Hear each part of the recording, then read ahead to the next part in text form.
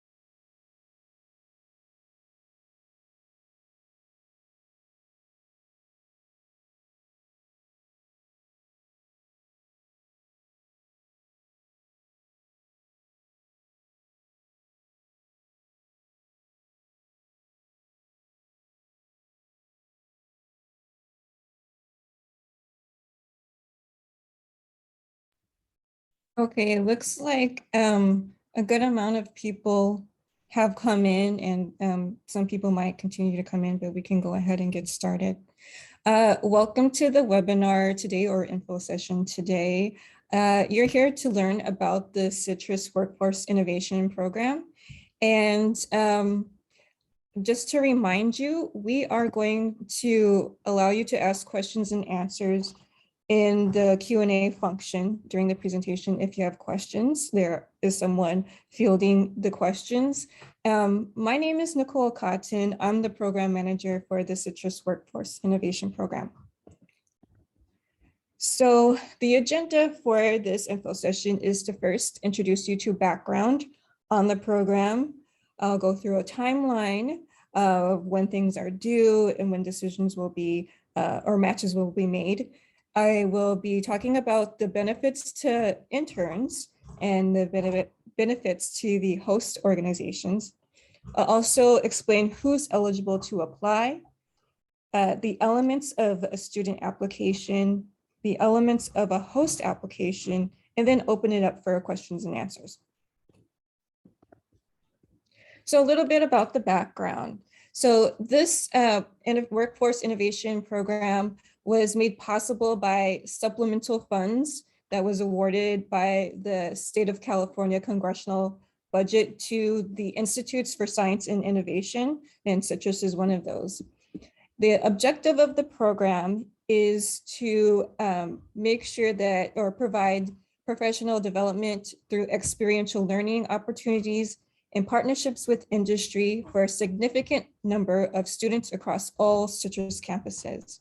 And because Citrus is dedicated to a diverse and inclusive environment that represents the state of California, students who represent the rich diversity of the University of California, including women, people from underrepresented backgrounds, Pell Grant eligible recipients, undocumented students, and first generation students are encouraged to apply. So a little bit about a brief overview of this program. So the key number is 5. So we are across 5 campuses. That includes Berkeley, Davis Health, Merced, and Santa Cruz. And there are 5 areas of innovation that the program is focusing on, and I'll talk about that next. So the emerging areas of innovation are these 5 areas that the state of California felt like were a focus and of great importance to the state as next generation careers. So that is aviation, climate resilience, which includes ag tech, food security, decarbonization of transport and other industries, digital health, which is delivering quality care and improving access, expanding data analytics and telehealth technologies, robotics, which is kind of self-explanatory, but augmenting human experience and capacity with automation and sensing. And then semiconductors, which is advancing next generation micro and nanotechnologies, or like nanoelectronics and related emerging technologies, including quantum computing. So bullet points about the internship program. So this is an experiential learning internship. And experiential learning is of great importance. It's different than maybe a traditional internship in that you have a direct learning objective for every task that you're doing. So you're not going to be doing much busy work. It will be actually work that contributes to your resume and to your job readiness when you get out into the workforce. It's an 8-week summer internship placement at an established company, a startup, a government agency, national lab, campus facility, or a faculty lab.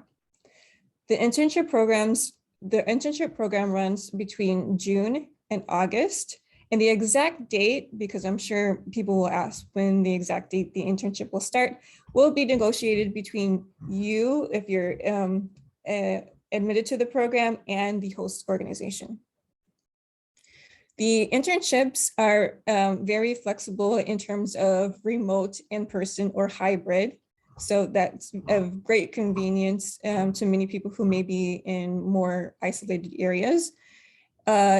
The total compensation that interns will receive is $6,000 for the 8 weeks at 30 hours a week. So that roughly translates to $25 an hour. You will receive pre-placement workshop to level up your skills and gain confidence before you start your internship, and support and networking through a cohort experience. We're our 5 campuses, so you'll be able to have a lot of support between students and get to learn about different areas of innovation from the people who are going through the program with you. The final submission is important. At the end of your internship, you will be asked to do a presentation or submission at the end of your internship to, talk about what you learned and some of the projects that you worked on. And so this is the timeline. The applications are due March 18th at 1 minute before midnight. The internships will be assigned in April. The pre-internship training workshops will take place between May and June, and your internship will begin in June and run through August. Like I said, the exact dates would be decided between the student and the host. So what would you gain from participating in this program if you decide to apply and are selected? This paid opportunity is to help reduce barriers for students who are normally unable to take an unpaid internship. So this allows people who were not able, maybe because of financial obligations or family obligations, not able to take a unpaid internship, but also some of these startups might not have the budget for an intern. So this program is really working a win-win situation for companies and students.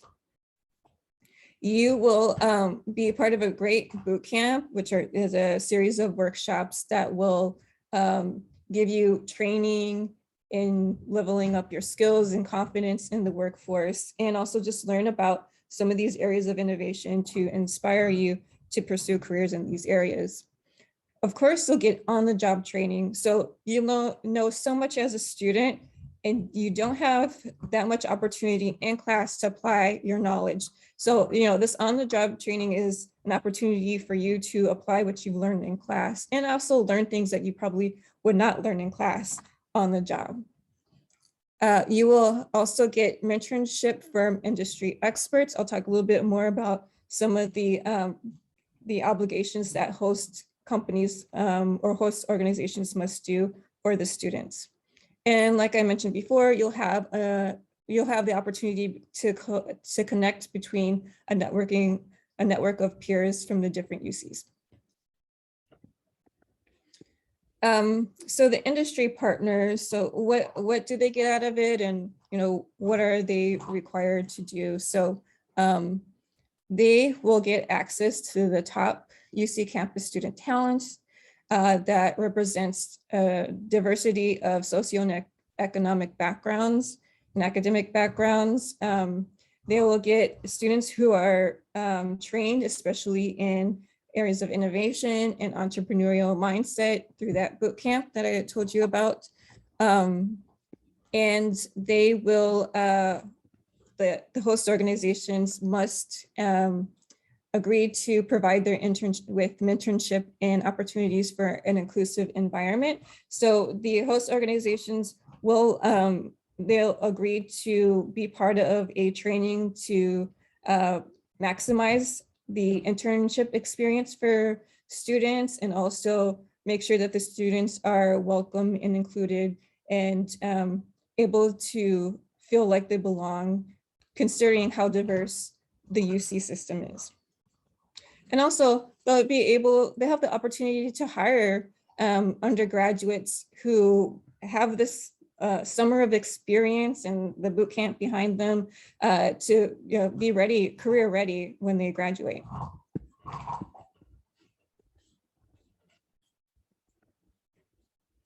So who's eligible to apply?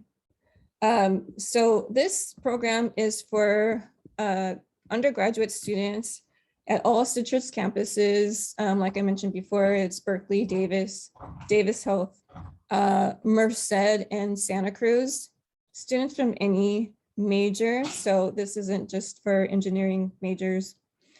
And students with and without prior work experience. So you don't have to have a bunch of work experience in a certain field before applying to this program. You can be someone just fresh from your coursework. Students are also allowed to apply with and without work authorization. So that includes international students on a student visa and undocumented students.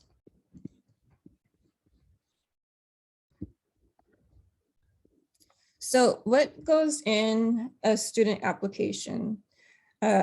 When you apply for this program, you are asked to give us or submit unofficial transcripts.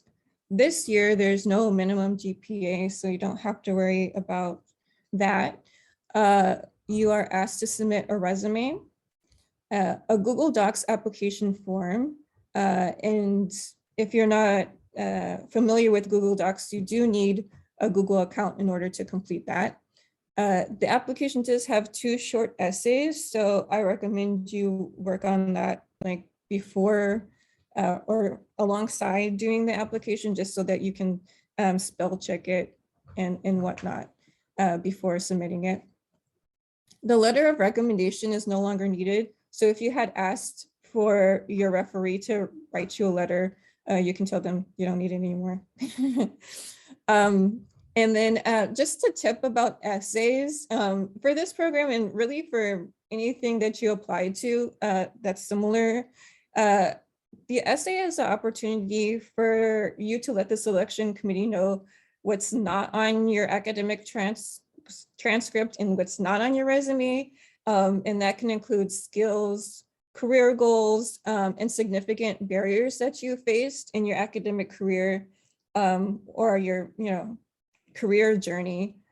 So like if you have, let's just say, for instance, that you had a really hard time maybe during COVID because you had to support your family, your parents were laid off, or you had to do caretaking and maybe your grades did a dip, you can kind of explain that in your essay.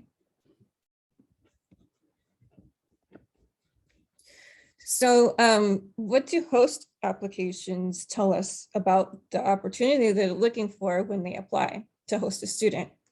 So the host organization will submit in their application a designated point of contact responsible for the intern. So that's really important for you as an intern to know who you're going to be reporting to, and that there is somebody that's, you know, managing you and will be the person that's going to communicate between this program and you, or you and other duties that you have at the organization.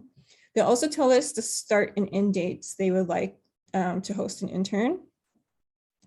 They give us written statements detailing the scope of work. So basically what they need the intern to do and the qualities that they're looking for in the intern. So that could be the skill set, the courses that you have taken, and, you know, previous experience doing something.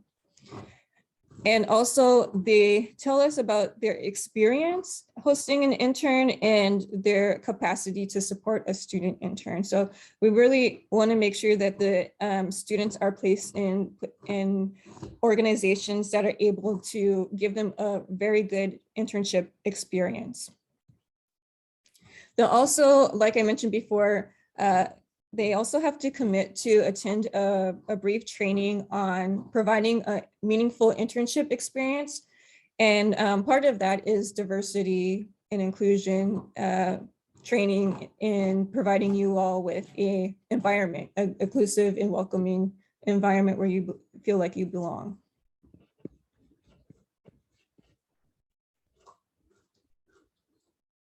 So that's it for the background and the elements of an application that the student gives, and also the host organization shares with us. And I would like to open up to any questions you all have.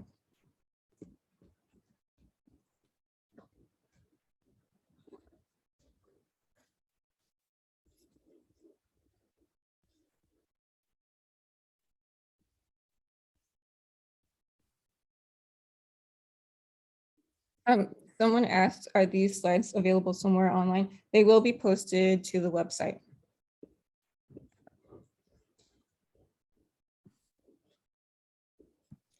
I'm going to answer some of these questions or talk about some of these questions just in case the Q&A that's in the chat doesn't make it on to the webinar. Someone had asked if international students on the F1 visa can apply, and yes, you can.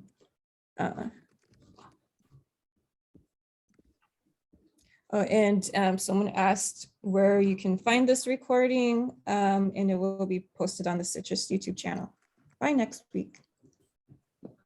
And that's youtube.com/citrus.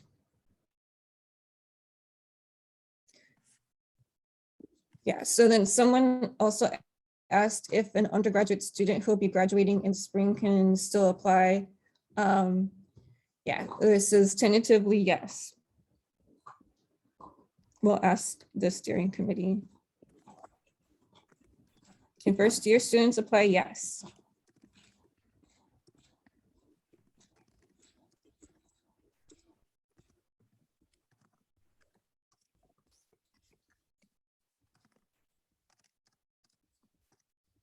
Any other questions?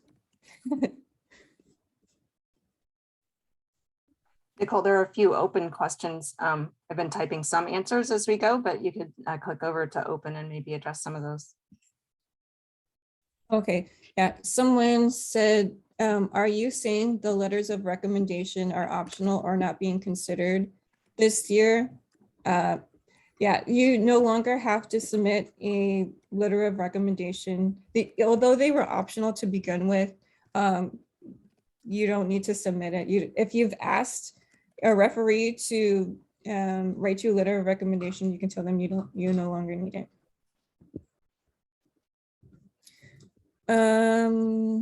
Someone said,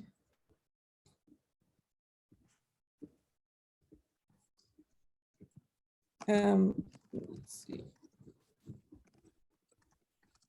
Oh, our internships And internship time's flexible. I have a summer class that will get in the way of the internship. The internship hours at 30 was made in mind to accommodate students who may take courses. That's something that you have to work out with your host organization, the exact hours. And I imagine there is some flexibility if you have a remote internship, especially.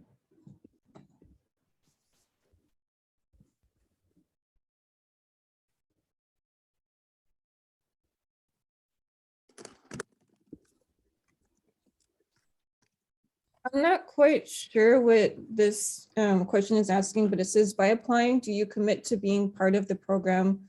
Like, are you able to decline an internship position upon acceptance in the program if something else comes up?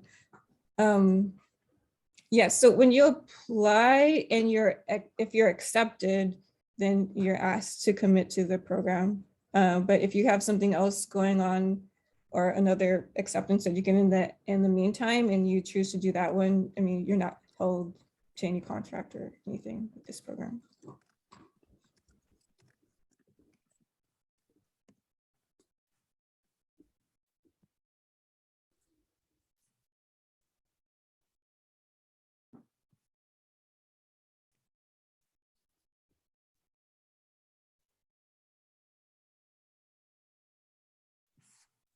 So someone asked if the internships would take place at campus locations or job sites if the position is not remote.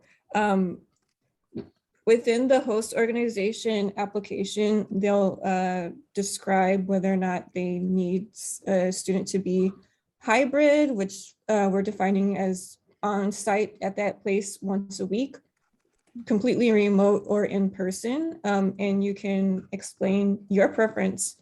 So we know that you're matched with the organization that will accommodate your preference in your statement in your application.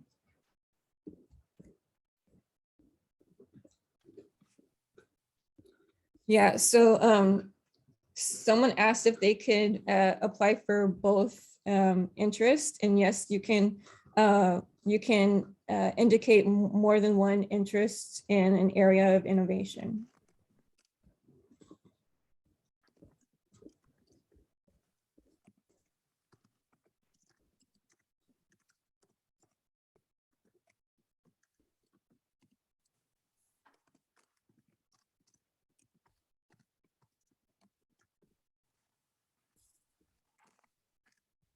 I think the questions um, that are open have been answered by other questions, but it seems that yes, tentatively, if you're going to be graduating, that you can apply, but we'll verify that with the steering committee.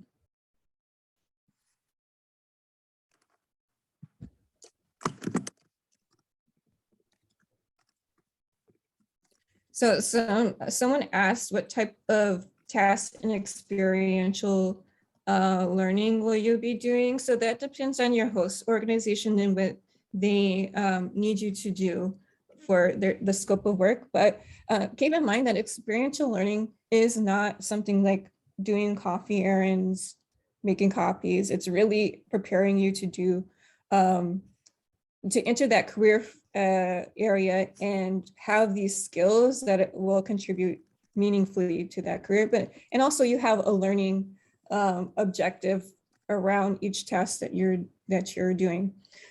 So for instance, say like, even if you get something like a data entry, which is kind of like an administrative task, they have to explain to you how that fits in with the mission of the organization and how it fits in and advances a project that you're working on.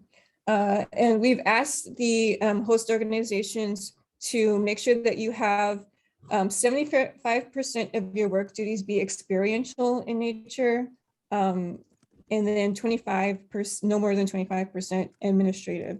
So you're not going to be stuck pushing paperwork. You're actually going to be learning how to do these jobs and enter this career field.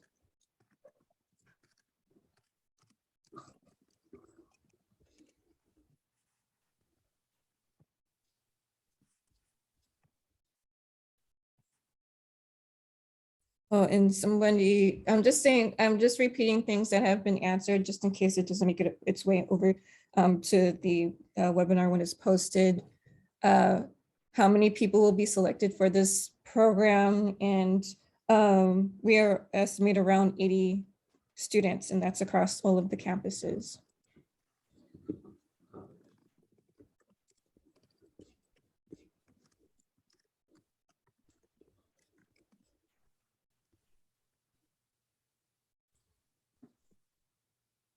So in the chat, the link was dropped to more information on the Citrus Workforce Innovation Program.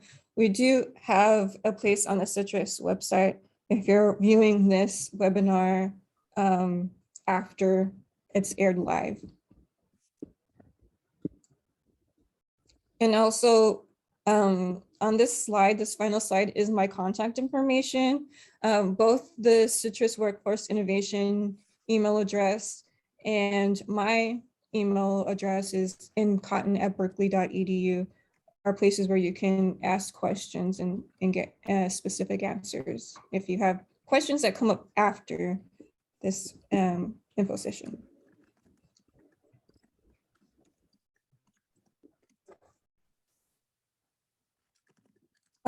It says, if we indicate more than one interest, how will we be selected for one?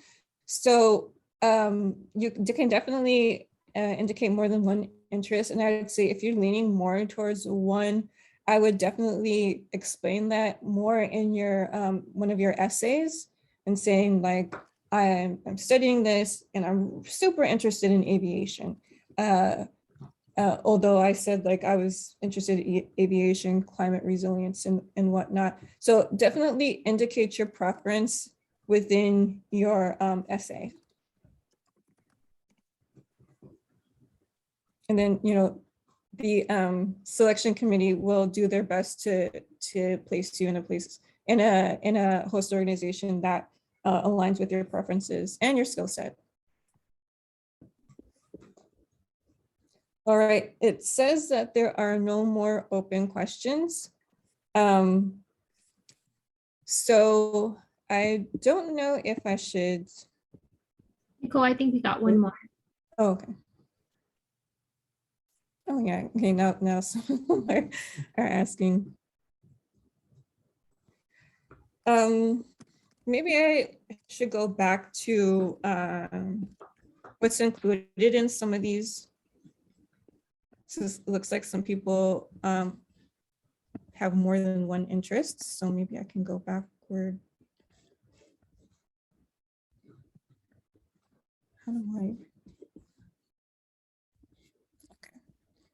So let's see where are the areas of.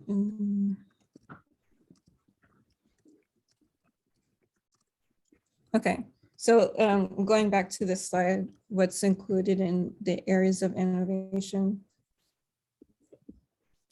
And like if you have specific cross-cutting interests, I would definitely explain that in your essay.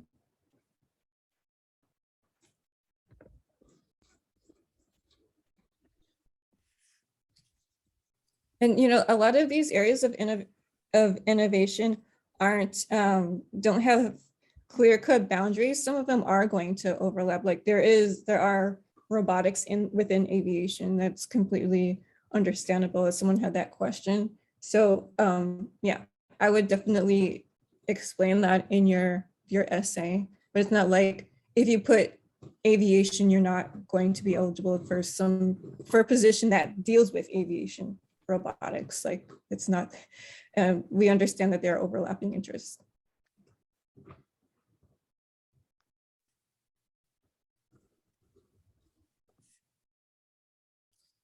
So there's a message in the chat to submit your questions through the Q&A feature, and clicking thumbs up on a question will help it bring to the top of the Q&A window. And the chat raise hand feature has been disabled.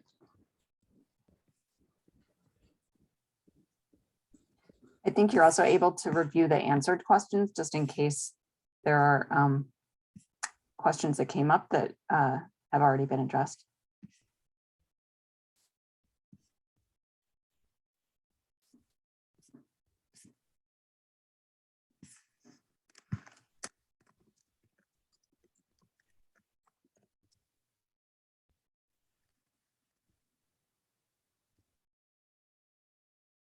All right, well, with that, we're over a half an hour in, so we can end this info session. Again, you are welcome to email with any questions if anything comes up after this info session. I hope you apply and good luck.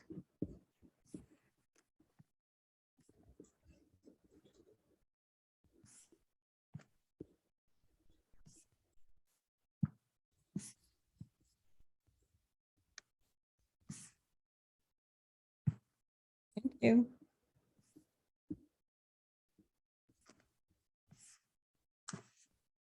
Thanks, Nicole. Nice job.